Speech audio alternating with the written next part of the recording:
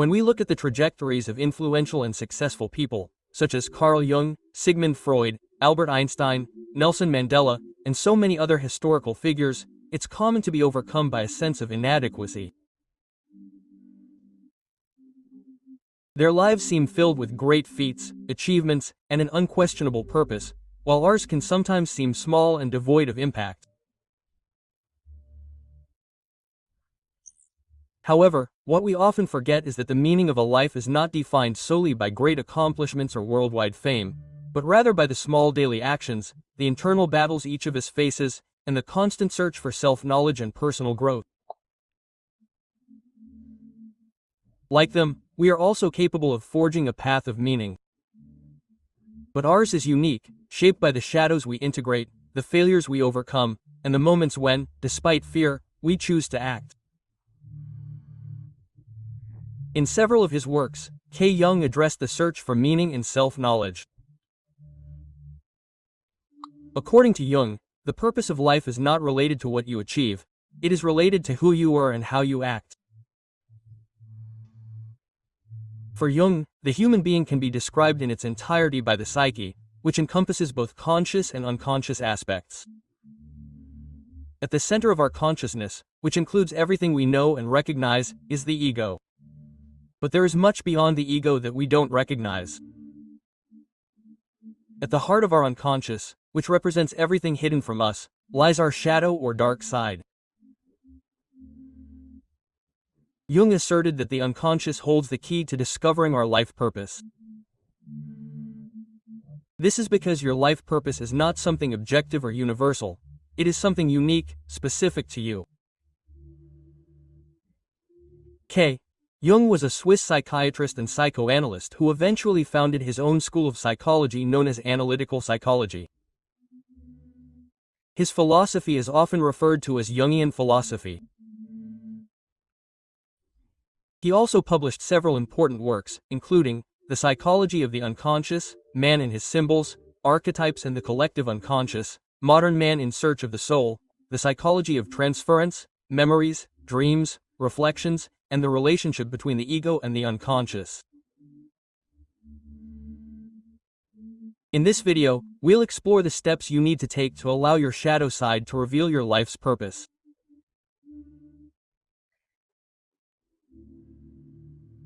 According to Carl Jung's philosophy, Jung said, "Your visions will become clear only when you can look into your own heart. He who looks outside dreams, he who looks inside awakens." Quote. Each person has a unique meaning and purpose in life, according to who they are and what they desire. Therefore, you need to truly know yourself before attempting to understand your life's purpose. Many people believe they know themselves well. You may feel familiar with your characteristics, strengths, weaknesses, and desires, and so you may be tempted to dive straight into the search for your purpose. However, to truly know yourself, you must undergo what Jung called self-realization. Each human being is made up of both conscious and unconscious parts, aspects of ourselves that we know and those we are unaware of. The shadow, or dark side, is the hidden part of our unconscious that harbors repressed desires, emotions, and characteristics. For example, your shadow may contain feelings of laziness, envy, or anger, as well as hobbies or interests that you're ashamed of or feel you should have outgrown. Because the shadow resides in the unconscious, we're often unaware of its contents. These traits have been repressed and ignored for so long that they no longer surface in our thoughts. Instead, we tend to over-identify with our persona, the role we unconsciously play to be accepted or admired by others.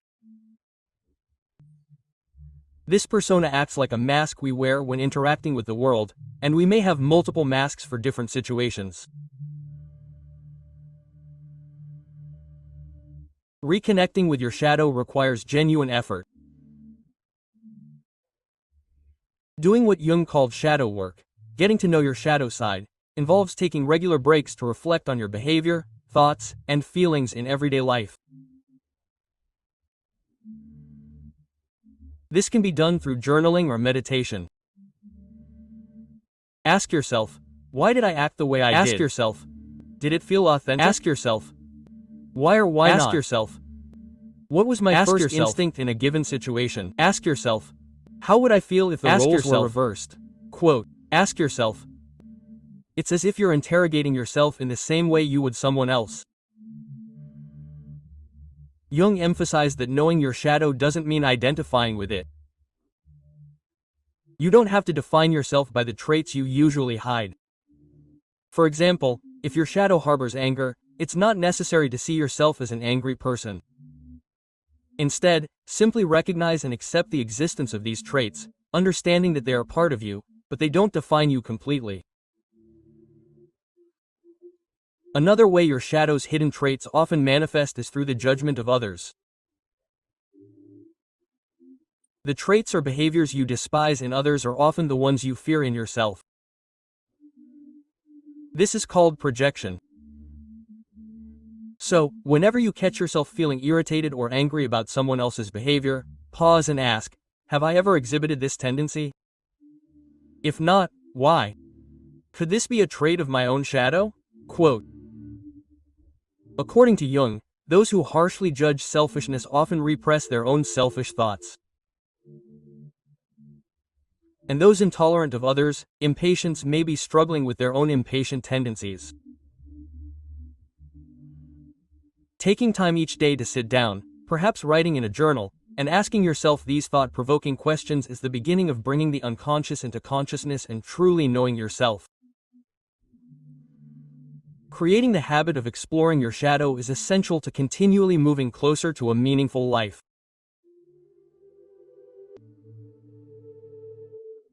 In Jung's words, I do not aspire to be a good man, I aspire to be a complete man.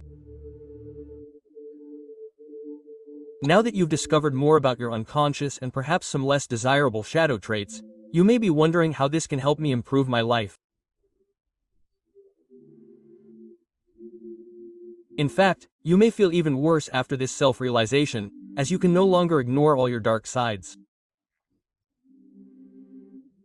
Jung recognized that discovering who you truly are is an extremely painful and frightening process. Many people believe that repressing the dark parts of themselves, owning up to them, never showing them, is an effective way to get rid of them completely. After all, aren't those who can contain their anger the kindest people?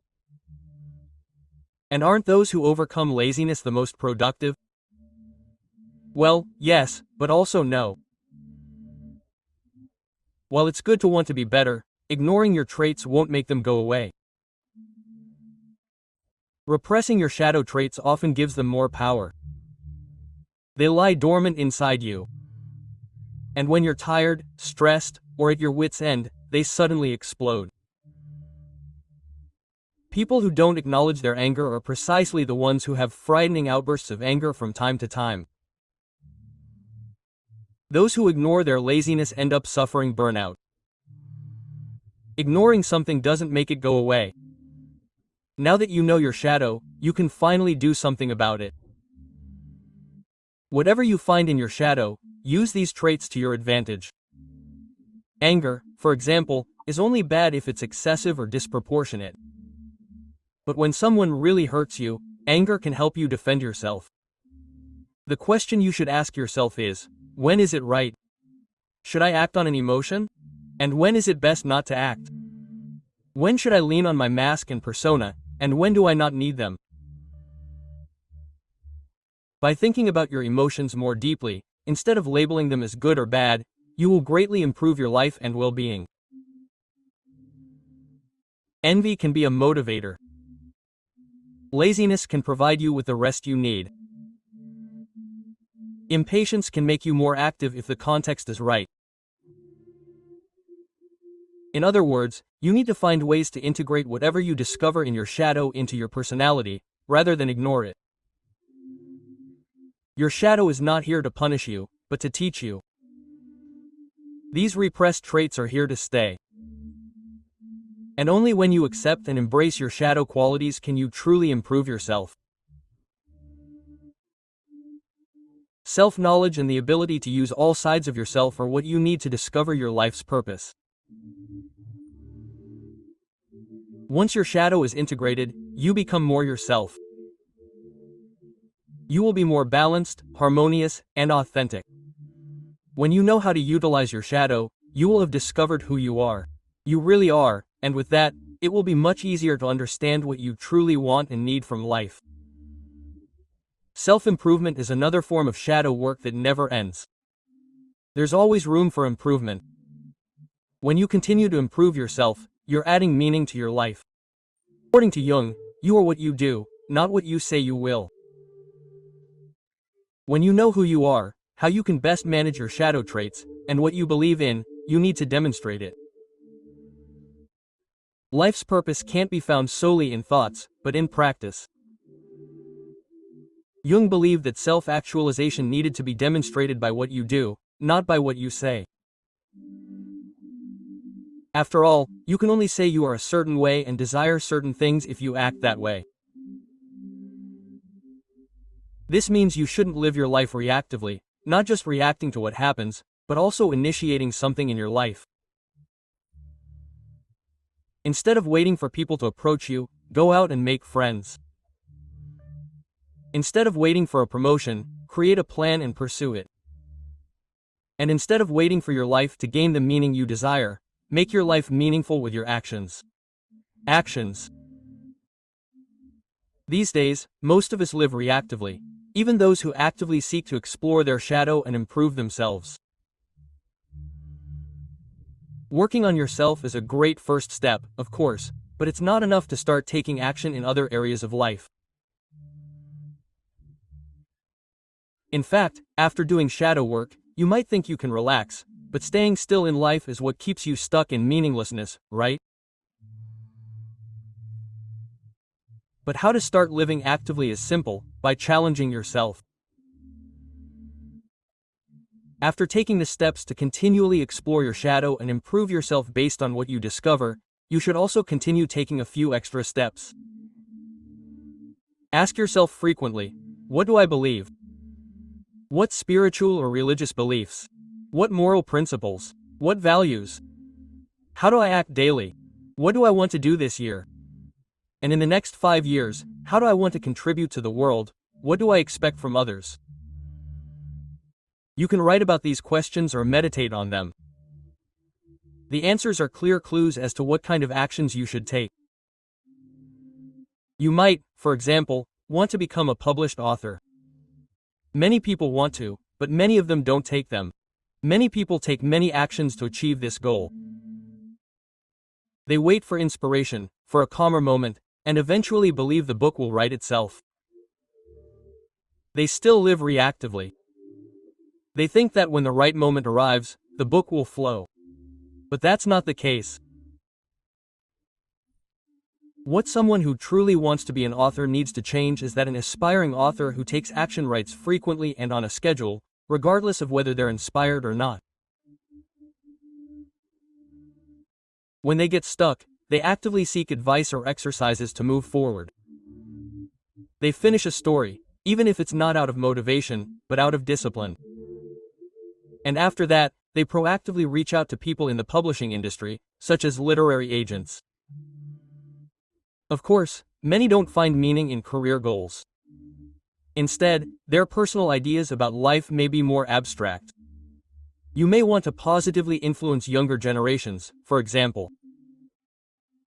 This can be done in many ways: becoming a parent and teacher, creating an NGO for young people, working as a youth counselor, a politician, among other possibilities. It's up to you to decide how you want to achieve this goal and what actions are necessary. Whenever you ask yourself questions about your values and once you've identified your beliefs, you'll need to decide how to work toward them and what actions you should take. It's possible to survive living reactively, but it's not possible to find meaning in a reactive life. Meaning requires action. Jung once said, "Where your fear is, there is your task." One of the main reasons people live reactively isn't just laziness, and often not even a lack of motivation. Most often, action avoidance stems from fear. Taking action requires risk, and that can be scary. When you have an idea for a book, you have to risk disappointment with your own writing to get it down. Once the book is written, you need to be prepared for a lot of rejection if you want to publish it. Every action you take can backfire. You need courage to be active. Courage doesn't arise from the absence of fear. Fear shouldn't be avoided. If you ignore it, it will return to its shadow and control your life even more. Instead, it should be acknowledged. When you find yourself faced with an action that needs to be taken, but if you feel incapable, ask yourself what could go wrong and how you could handle it. Fear can often be controlled by preparation, but don't confuse preparation with rumination or anxiety. Focus only on likely scenarios, not on far-fetched possibilities. If you want to publish a book, prepare to be rejected by multiple agents or even to have no one represent you. But also be prepared to find an agent or self-publish. Don't waste time imagining endless rejections, someone stealing your idea, or being ridiculed. These thoughts are unlikely and useless. By analyzing your fear and addressing it through preparation, you will have already overcome much of it. The feeling of fear may never completely disappear, but when you do what you can to minimize it, there will be only one thing left: to dive in headfirst. Courage requires facing your fears instead of trying to get rid of them. No one who has achieved anything significant in life has achieved this by avoiding what scared them. As I said, where is your fear? There's your next task. When you discover what you fear, you also discover what will likely give your life the most meaning. In our last Jung quote, he says, "A happy life cannot be without a measure of darkness," and the word happy would lose its meaning if it weren't balanced by sadness. Let's think about it. You know yourself, you're always improving, you're taking action and risks. Is this the recipe for a perfect life? No, no one has a perfect life. In fact, the most influential people in the world are often those who have experienced the most hardship. And this happens because they're the ones who take the most risks, don't let bad situations get them down, and keep fighting no matter what. Accepting the bad and disappointing things in life is essential to finding meaning and purpose. In fact, meaning depends on it. A life consisting only of triumphs and joy is not a meaningful life, because joy is only impactful when you also know sadness. You can't win without defeat being a possibility. There can be no light in darkness. This means that whenever something bad happens, you need to recontextualize it. Don't despair, but think that anything good that happens from now on will be even better. Besides contextualizing the good in life, bad luck and mistakes are opportunities for growth. Whenever something happens, your reaction to it teaches you something new about yourself. Bad things, then, are essential for your self-discovery and are also useful when it comes to recognizing your shadow. No one discovers they need to be more pragmatic unless they've failed to be so at some point. And no one discovers they are resilient and strong unless something in their life has demanded it. Let's say your novel is rejected by every publisher you submitted it to. Or you quit a stable job to go back to school and ended up failing. Sure, now you have more context to appreciate the good things that come. You've learned something, but does that give your life more meaning? The meaning of life, according to Jung, isn't in achieving the goals you set. It's in taking action and self-discovery. By this, he means that your life doesn't become its meaningful because you became a published author or a successful politician. It gains meaning because of what you did to get there. And so even those who don't get there now know they are the kind of person who takes action. They are unique and undeniably themselves. And that in itself is the most meaningful part. Adding meaning to your life never ends. You need to keep discovering your goals and taking action. You will continue to experience good and bad things. And that's what makes your life so special. Your unique combination of disappointments and joys, your actions and attempts, and your determination. Always be proud of what you've tried. That's where purpose comes from. And finally, appreciate everything good in your life. No matter how much you've accomplished, no matter how small, be proud of it. Whatever goes right in your life, be grateful for it.